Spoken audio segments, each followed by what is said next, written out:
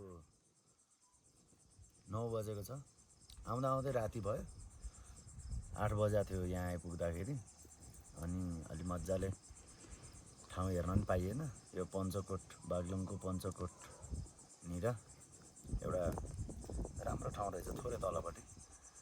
अब अहिले रातिमा राम्रो देखिया छ, राम्रो चौर पायो। त्यहीँनिर बसिरहेको छु टेन्टमा। आज अब क्याम्पिङ गर्दैछौँ जङ्गलैमा भनौँ, जङ्गलको साइडमा चौर छ त्यहीँनिर। हेरौँ अब रातभरि कस्तो हुन्छ, के हुन्छ, कस्तो डराउन दिन्छ कि भूतहरू आउँछ कि त्यो सबै हेरौँ अब के हुन्छ। म तपाईँहरूलाई भन्छु भोलि बिहान उठेर कस्तो भयो, के भयो, यहाँको क्याम्पिङ मलाई अनुभव कस्तो रह्यो सबै भन्छु है। ओके, अरू म अब बनाएको देखाइराख्छु हैन। Okay, see you.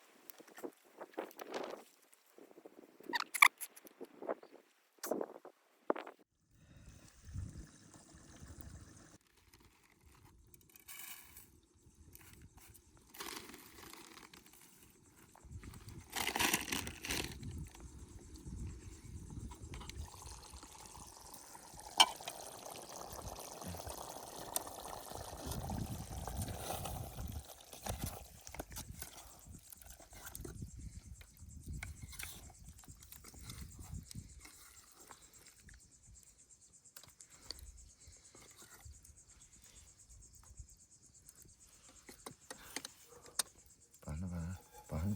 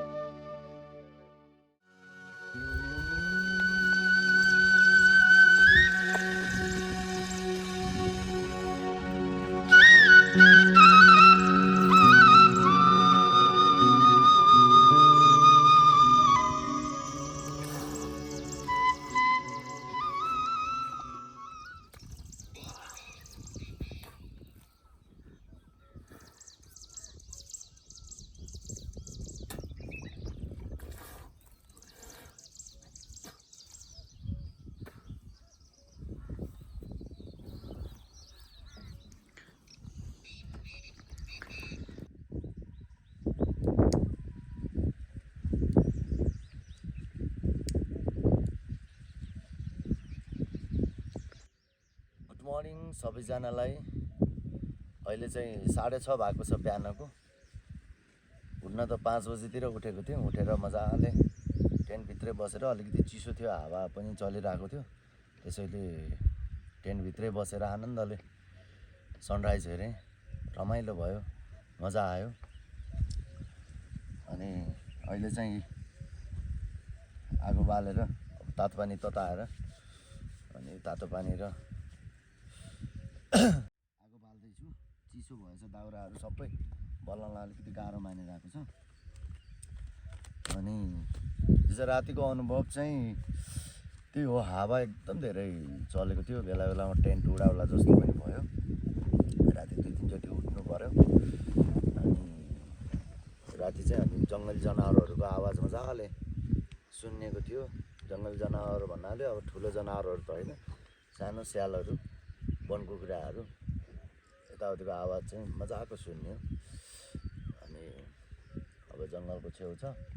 यो चाहिँ बागलुङको पञ्चकोट भन्दा थोरै तलपट्टि जङ्गलको छेउमा चाहिँ बसेको छु। म बसेको रहेछु। हिजो अन्दाजी थियो, अहिले चाहिँ अब बिहान उठेर सबै देखियो। अब अरू ठाउँमा पनि म बेला बेलामा क्याम्पिङ गरिरहेको हुन्छु। यसरी टेन्टमा बसिरहेको हुन्छु, तपाईँहरूलाई भिडियो सेयर गर्छु। अबदेखि चाहिँ म कन्टिन्यू तपाईँहरूलाई भिडियो चाहिँ हालिराख्नेछु, देखाइराख्नेछु। म घुमेको ठाउँहरू, म बसेको ठाउँहरू, होइन, म कसरी नेचरसँग इन्जोय गर्छु भन्ने कुराहरू तपाईँहरूलाई मजाले देखाउनेछु। अहिलेलाई चाहिँ अब सनराइज तपाईँहरू पनि हेर्नुहोस्।